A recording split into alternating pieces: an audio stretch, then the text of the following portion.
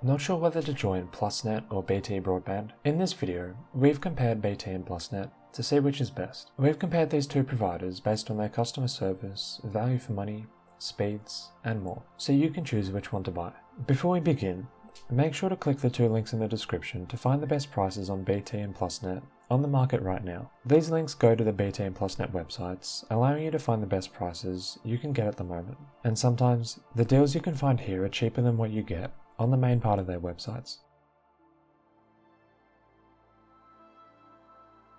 So a lot of people don't know this, but BT actually owns Plusnet, so their different tariffs are quite similar. If we put in an address and just look at basic speeds, it's pretty much the same across the board. You get up to 900 megabits with each provider, and there's also these 500 and 300 megabit plans. And that's where things begin to differ a bit. There's a 150 megabit plan, which is similar with both providers, but only BT has these slower 36 and 50 megabit plans. And there are other important differences as well. With BT, you'll get a faster minimum download speed. So if we look at the 900 megabit plan, for example, you get a 700 megabit stay fast guarantee with BT, but it's only 500 megabits with Plusnet. Although Plusnet's advertised upload speeds are a tiny bit faster. You can see here it's 115 megabits compared to 110 megabits with BT, and it's the same across all their other plans as well. Interestingly, the service is actually the same, it's just there's a bit of a difference in how BT advertises these deals on both of their two brands. Basically, with their BT brand, they're willing to give you a bit higher of a minimum speed guarantee, mostly because you're paying a bit more, which we'll talk a bit more about later in the video, but we're not really sure why they have a higher upload speed advertised on Plusnet deals. They should really perform just the exact same.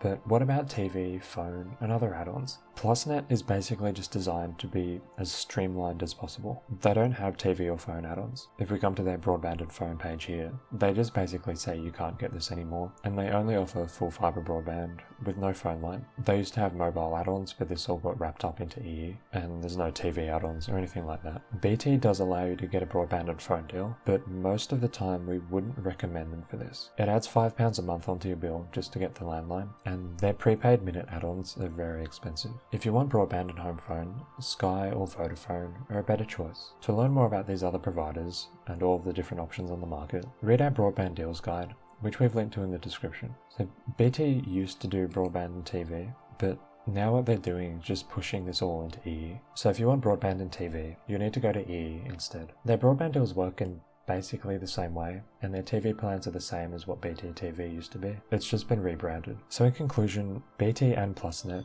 are both predominantly focused on broadband only deals at the moment. They're not a great choice if you want to bundle other services with your broadband.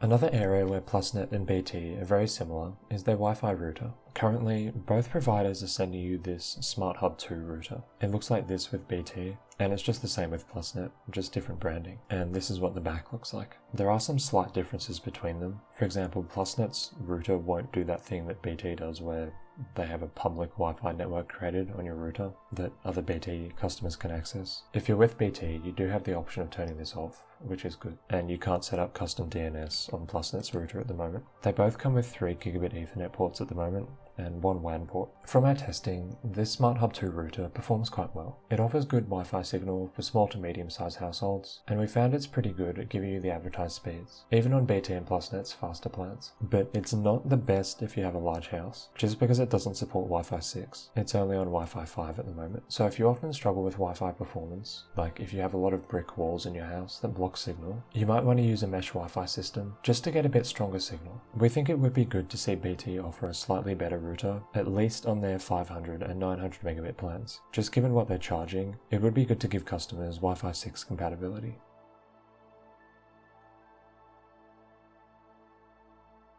So Plusnet actually uses BT's contact center, and this is a pretty good thing. It's based in the UK, and from our testing, it's pretty good. We've tried the BT and Plusnet side of things, and found their agents to be pretty helpful. And when you call them, it's pretty quick to get connected to someone. This table here shows complaints to Ofcom per 100,000 subscribers for the biggest broadband providers in the UK. You can see here Plusnet and BT perform quite similarly, and they're in the top half of the rankings of major providers. Other companies like Vodafone, Virgin Media, and Now Broadband get about double the number of complaints per 100,000 customers. And you can see here from this other report, Plusnet has the highest customer satisfaction overall of any of the major providers. So if you want good customer service, you can't really go wrong with BT or Plusnet. We think Plusnet has slightly higher customer satisfaction ratings just because they're a bit cheaper.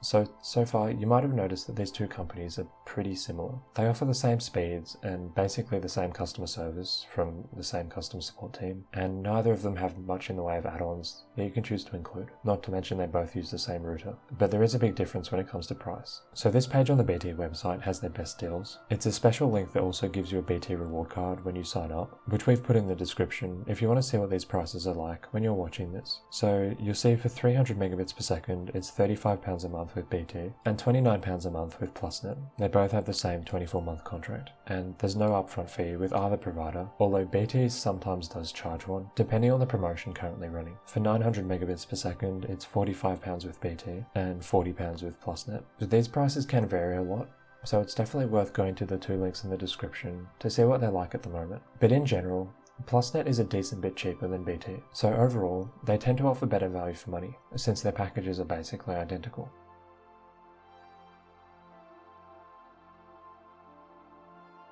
So should you choose Plusnet or BT Broadband? In our opinion, the best thing to do is just pick whichever's cheapest when you're buying, and normally that's going to be Plusnet. Their packages and offerings are basically the exact same, just BT is a bit more premium with their higher minimum speed guarantee, but their customer service is both very good, and they offer the same router, so really, it just makes sense to pick whichever one's cheapest, depending on the speed you need. Make sure to go to the two links in the description, and put in your postcode on the provider's websites to see which is cheapest when you're buying. And if you have any questions about Plusnet or BT, or choosing a broadband provider more broadly, leave a comment below and we'll get back to you.